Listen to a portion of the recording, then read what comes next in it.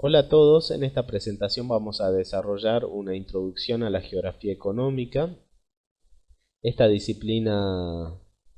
subdisciplina que es muy importante para la geografía por su capacidad explicativa de la realidad, y vamos a plantearnos como objetivos introducirnos en el estudio de la geografía económica a través de la comprensión de su naturaleza epistemológica, a través de la identificación de los procesos económicos que se plasman en el espacio geográfico y a través de comprender cuáles son los principios y las principales subdisciplinas de la geografía económica.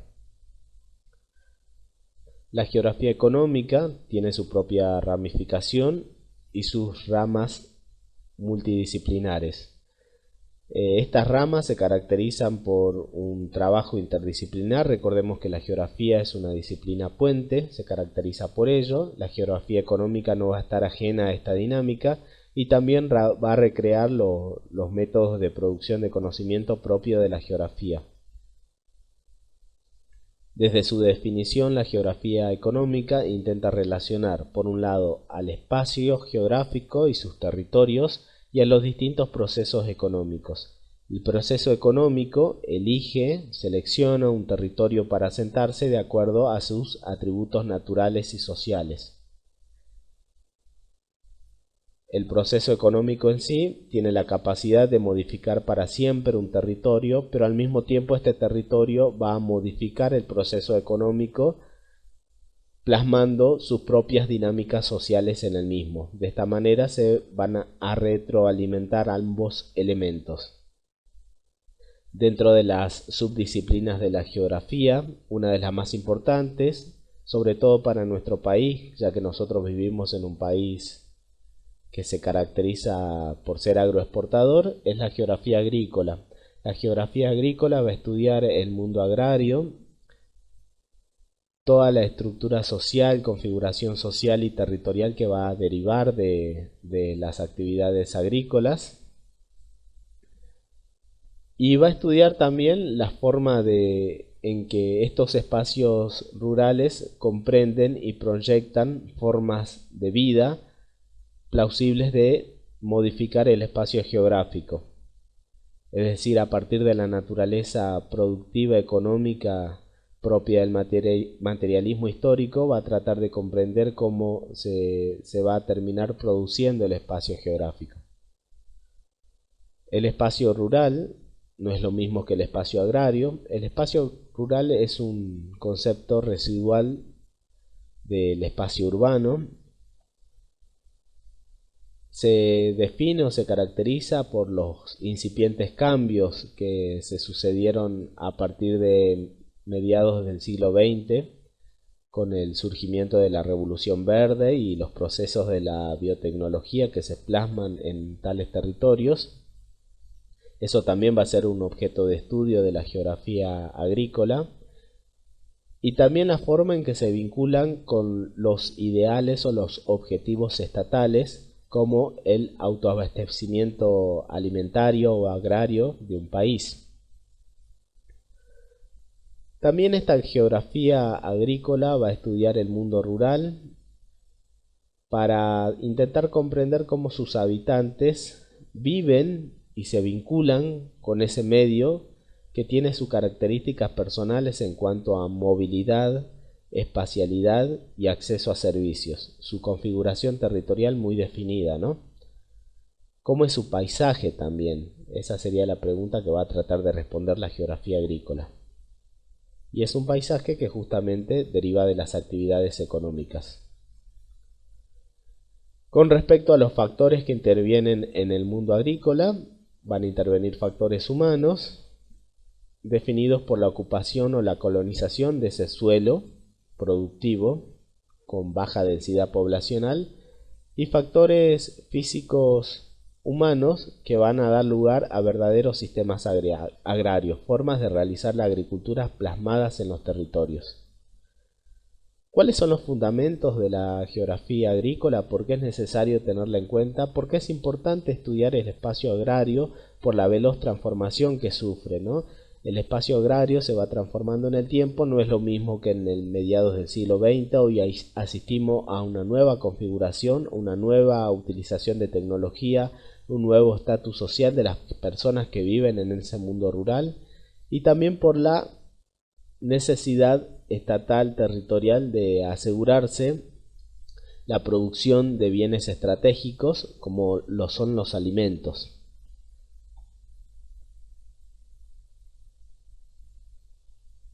Uno de los cambios que surgieron en la agricultura desde mediados del siglo XX es el avance de la frontera agrícola. El mundo rural o el mundo agrícola se va ampliando en detrimento de los bosques nativos, con el uso de tecnología y los aportes de capitales globales. Por otro lado, empieza a extinguirse la agricultura de subsistencia, que es la que estudió Paul Vidal de la Blanche, ¿no? Donde la geografía rural del pasado se vinculaba sobre todo a la actividad agraria, ganadera y forestal, derivada de la necesidad de subsistencia de las familias que habitaban ese suelo agrícola. Hoy por hoy, en el mundo rural encontramos la agricultura del mercado, que es una nueva forma que reemplaza a la de subsistencia, que se encuentra sustentada en sus beneficios y en sus objetivos, en obtener utilidades, rentas.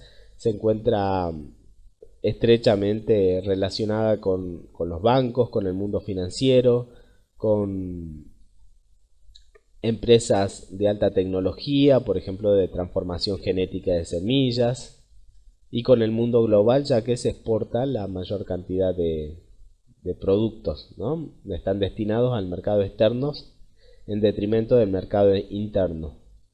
¿Cómo es esta nueva agricultura? Bueno, está asignada por los avances tecnológicos en cuanto al transporte y a la comunicación. Por ello es posible exportarlos, aunque sea al otro lado del mundo. Por ejemplo, el principal comprador de nuestros productos agrícolas es China. Y las industrias se van a situar en zonas rurales que van a carecer de poca conectividad, ¿no? Sino que se van a servir de los avances en las autopistas y en los distintos medios de comunicación. Van a estar comunicados con el mundo, vinculados con las redes globales. Este paradigma tecnológico va a propiciar este avance agrícola hacia territorios, regiones o áreas donde no existía antes tal potencial. También es importante señalar cómo este mundo agrario se va a comportar con dinámicas distintas en los países desarrollados y en los países subdesarrollados. Mientras en los países subdesarrollados la agricultura se considera una actividad estratégica, no va a conformar un gran porcentaje en su PBI, a pesar de considerarse estratégico. Este mundo rural en los países desarrollados va a ser signado por la utilización de tecnología y con ausencia de mano de obra, ¿no? Se va a asistir a un mundo rural poco habitado. En cambio, en los países subdesarrollados, las actividades agrarias van a ser mucho más importantes en la entrada de divisas, en el porcentaje que van a ocupar en el Producto Bruto Interno. El acceso a la tecnología va a ser más limitado, más costoso, y la competitividad de los productos que se elaboren van a ser menores. La geografía rural lo que va a estudiar es otra cosa distinta a la geografía agrícola. Mientras la geografía agrícola va a estudiar los espacios derivados de la actividad agropecuaria, la geografía rural va a estudiar los espacios no urbanos, ¿no? Bueno, acá nos indica que la definición es residual. ¿Qué significa esto? Que es una definición por negación. El espacio rural es aquel que no pertenece al mundo urbano, por tanto el espacio rural sería el espacio interurbano. En términos generales se puede decir que la utilización del suelo es extensiva en contraposición a la intensiva del mundo urbano. Entonces los espacios rurales se van a caracterizar por poca densidad demográfica, menor movilidad, mayores distancias, menores accesos a servicios y también con menores ofertas de ocio, por ejemplo, ¿no? Y con un uso residencial también extensivo, ¿no? En el mundo rural pueden existir countries, por ejemplo, con mayor alcance de lo que existiría en un mundo urbano. Todo esto es posible por el entorno tecnológico en el cual nosotros vivimos. Estos cambios en el mundo rural se deben al paradigma tecnológico y al paradigma del capitalismo global. El uso intensivo de tecnología y la apropiación de la tierra va a generar desempleo también, ¿no? Al mismo tiempo que el capitalismo global tiene este tipo de efectos en las ciudades, se va a recrear lo mismo en el mundo rural. Estas personas que vivían de sus actividades rurales van a ser despojadas primero del suelo sobre el cual trabajaban y despojadas de su trabajo también. Por lo tanto, se van a crear conflictos o problemáticas en los cuales estas personas van a terminar siendo forzadas a migrar a las ciudades cercanas que tengan para buscar el sustento, ¿no? Entonces se va a ir formando un nuevo espacio rural de naturaleza residencial y al mismo tiempo con acceso a recursos, pero altamente desigual y excluyente. El mundo rural en el mundo se distribuye de manera desigual. Por ejemplo, nosotros, que somos un país agrícola y pertenecemos a la periferia, en contraposición utilizamos mucha tecnología en nuestras actividades agrícolas. Por lo tanto, nuestro campo se encuentra deshabitado. El 90% de la población argentina vive en las ciudades, ¿sí?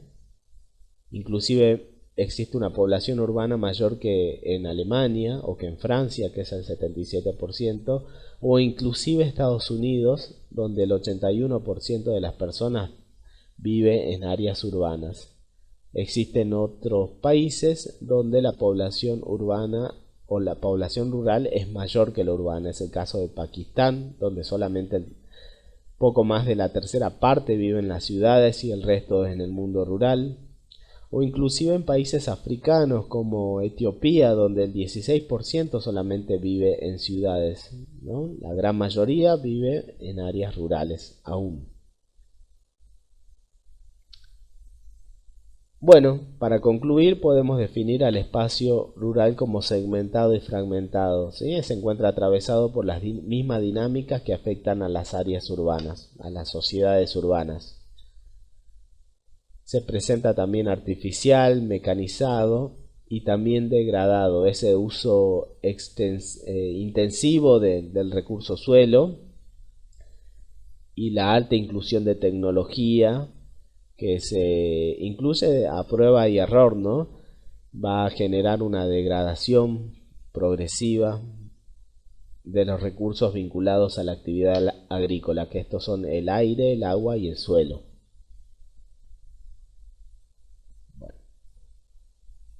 Para describir el espacio agrario debemos identificarlo según su clasificación, ¿no? Existe una agricultura de subsistencia y una agricultura de mercado. Existe una agricultura extensiva y una intensiva, una familiar y empresarial y una agricultura de plantación y una agricultura de pequeños propietarios. Cada uno de estos tipos de agricultura está desarrollado en el módulo, en el material complementario referido a esta subrama de la geografía económica. Este espacio agrario, entonces, va a ser un espacio humanizado porque se va a estructurar en función de las necesidades de las personas que viven en las ciudades, que son los consumidores de los productos agrícolas, ¿no? Entonces es un espacio que no va a tener una cierta dependencia porque su estructura va a ser dependiente de las necesidades de mercado. El espacio rural, entonces, para que tengamos en cuenta y clarificando los conceptos, contiene al espacio agrícola, pero no todo espacio agrícola es espacio rural. Otra geografía, otra subrama importante de la geografía económica es la geografía de la industria, que va a estudiar los factores de localización que van a permitir el asentamiento de las actividades secundarias, el acceso a las materias primas, a los recursos humanos, a las fuentes de energía, a las ciudades, a las redes de comunicación y a la existencia de infraestructuras. Se van a encontrar segmentadas de acuerdo a las necesidades y estructuras productivas y se van a organizar de acuerdo a la División Internacional del Trabajo, que ustedes la van a analizar en el módulo 2. Actualmente estos espacios industriales, ¿cómo son? Se producen de acuerdo a las necesidades del mercado, es decir, no se produce de forma independiente. Se sustenta su producción con estrategias de ventas, se realiza una producción en fases, se integran distintas unidades territoriales, se incorpora alta tecnología y se requiere menor mano de obra y una mano de obra más especializada. Van a existir otras corrientes del pensamiento dentro de la geografía económica, pero bueno, ellas son las más importantes ya que sintetizan los sectores productivos primarios y secundarios. Para comprender la naturaleza epistemológica de la geografía económica debemos también comprender sus principales corrientes del pensamiento, así como dentro de la geografía disponemos corrientes que son consideradas principales como la cuantitativa, las críticas y la ambiental. Dentro de la geografía económica vamos a tener distintas corrientes que son la geografía económica regional, fundamentada en las teorías de Vidal de la Blanche, la nueva geografía económica que se va a sustentar en el paradigma crítico y la geografía del capitalismo.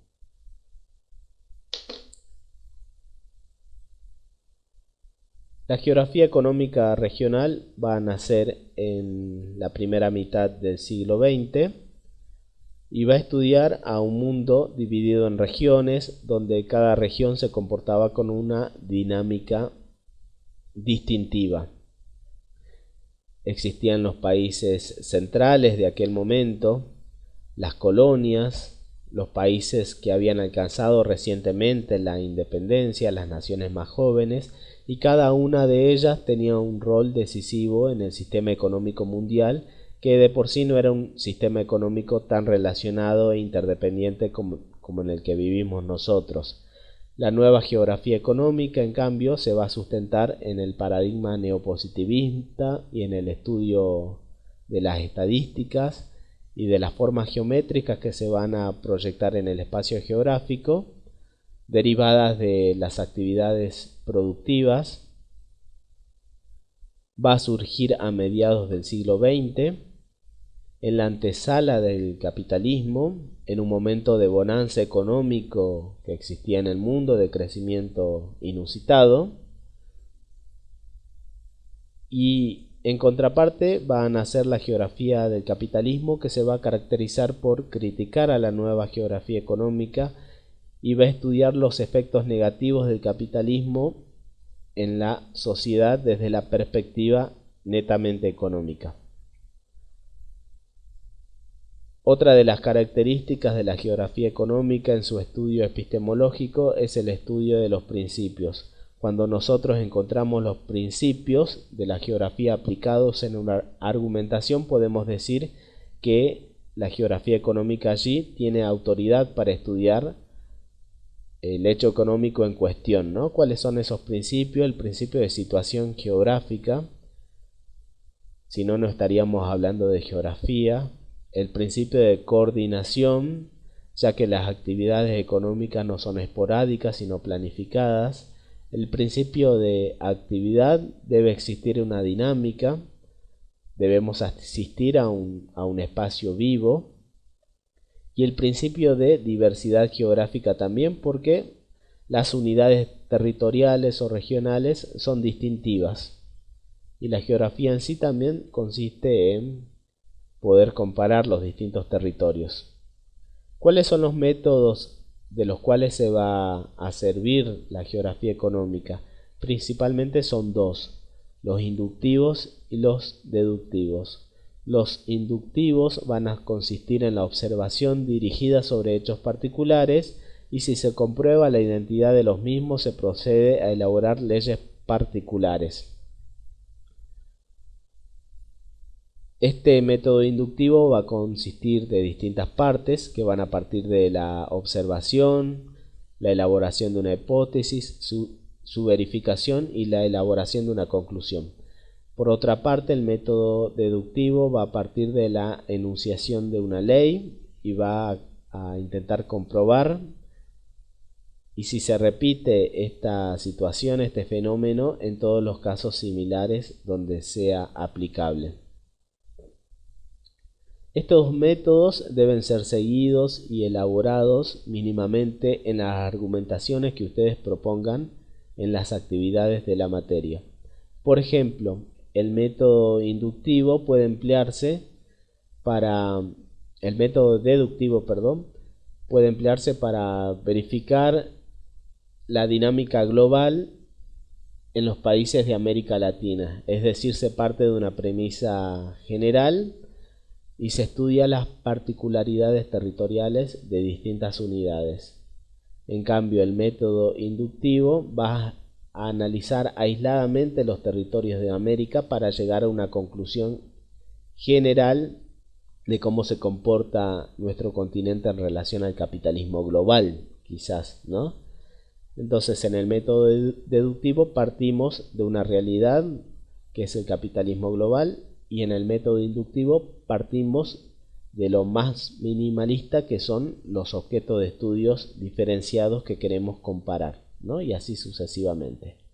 Con esto finalizamos nuestra presentación. Hemos recorrido las temáticas del módulo 1.